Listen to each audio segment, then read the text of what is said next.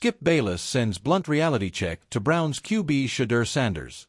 After drafting 2 quarterbacks in the 2025 NFL Draft, the Cleveland Browns have found themselves in a tough situation going forward as there is plenty of uncertainty surrounding their future and who will be leading them. While rookie Shedeur Sanders was a standout in college at Colorado, he wasn't drafted until round 5 back in April, 2 rounds after Cleveland picked former Oregon quarterback Dillon Gabriel. Both passers are sitting behind Joe Flacco, who turned 40 back in January, so the Browns don't exactly have much time left to make a decision whether or not either is their QB of the future. Ideally, the team would know by the end of the season if either would be its QB1 heading into next year. That said, only Gabriel has seen any action so far in the regular season, and even that was limited to less than 5 minutes in a blowout loss to the Baltimore Ravens. Skip Bayless gets real on Sanders' chances to start with Browns. 3 weeks into the regular season, Sanders is still the Browns' third-string quarterback, seemingly diminishing his chances of getting to showcase what he can do. Considering Gabriel completed each of his 3 passes and threw for a touchdown in his lone appearance this season, some have wondered if Sanders will ever be more than a third-stringer. Following the Browns' upset victory over the Green Bay Packers, NFL analyst Skip Bayless went on the Arena podcast and sent a tough-to-hear message to Sanders about the likelihood of him seeing any starting minutes this season. Shedeur's only hope in Cleveland is that the owner wants some kind of publicity splash this season, Bayless said. Bayless also iterated that the Browns have no use for Sanders, and that's why he was drafted several rounds after Gabriel, who some scouts believe had more upside as an NFL starter. While it's a stern way to put it, Bayless may have a point given the circumstances. Cleveland wouldn't have drafted Gabriel had he not been the quarterback that it saw a future with. Financially, however, Sanders is a huge asset to the Browns, as even in the preseason, fans tuned in to watch him play.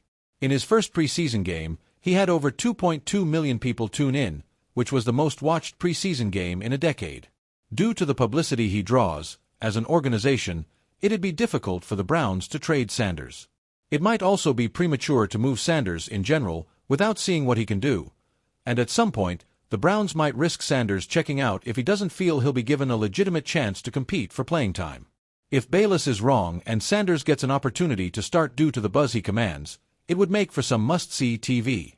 When Skip Bayless leans forward at the debate desk, pen in hand, eyes flashing with that familiar mix of critique and conviction, the sports world knows something seismic is about to be said. And this time, his crosshairs were locked on Cleveland Browns rookie quarterback Shedeur Sanders. The topic wasn't simply about footwork, accuracy, or preseason rust. It was bigger than that. Skip, in his unfiltered fashion, delivered what he called a necessary wake-up call to Shedeur, an early reminder that NFL reality doesn't bend to hype, legacy, or social media stardom. Cleveland is not Boulder, Skip began, his voice sharp and cutting. This is not a highlight reel padded by college defenses.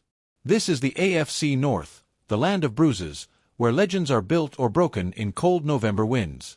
Shedeur Sanders, welcome to grown man football. The shadow of greatness. To understand the weight of Skip's reality check, one has to trace the arc of Shedeur's journey.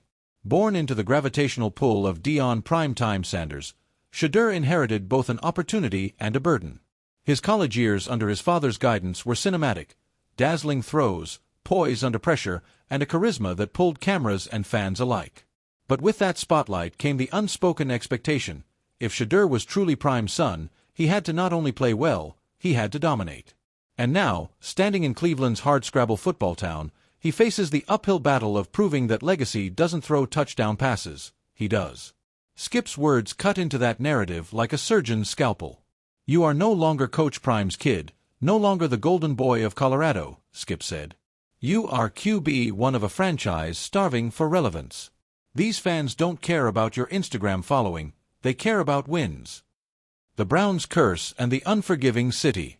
The Cleveland Browns are no ordinary team. Their history is both rich and tragic. Hall of Fame names like Jim Brown and Otto Graham haunt the rafters, while decades of heartbreak hang like an unshakable curse. Skip Bayless, well aware of this, emphasized that Shedeur wasn't walking into a neutral situation. He was stepping into a furnace. The Browns aren't just another franchise. They are a test of a man's will, Skip declared. LeBron James saved Cleveland basketball.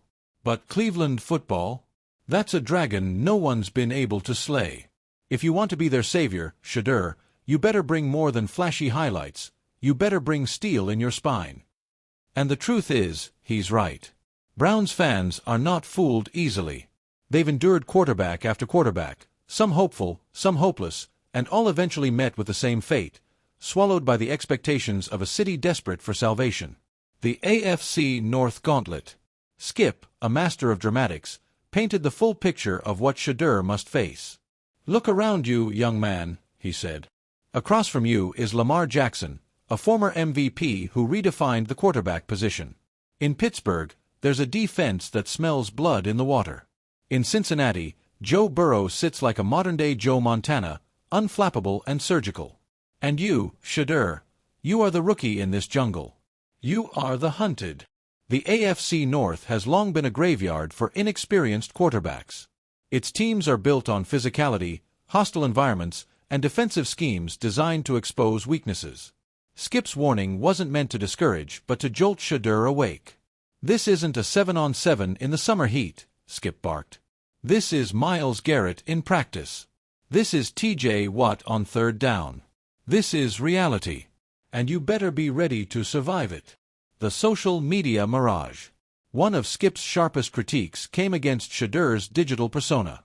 Unlike most rookies, Shedeur entered the NFL as more than an athlete. He was a brand. With millions of followers, high-profile endorsements, and nil wealth already secured, Shedeur's name often trended before his stats did. But in Skip's eyes, that was the problem. "You can't tweet your way out of a blitz package," Skip said coldly. "You can't post your way past Minkah Fitzpatrick. You better make sure the film room matters more than the followers. Because the NFL doesn't care about your likes, it cares about your reads." The comment, blunt and unapologetic, was a reminder that the league devours distractions. And for Shedeur, every Instagram post, every luxury car, every viral clip will only add fuel to critics ready to question his commitment. Shedeur's silent response. What made Skip's takedown even more dramatic was Shedeur's silence. Reporters later asked him if he had heard the segment, and Shedeur, with the calm demeanor that echoes his father, simply said, "I hear a lot of voices. But the only thing that matters is what happens on Sundays."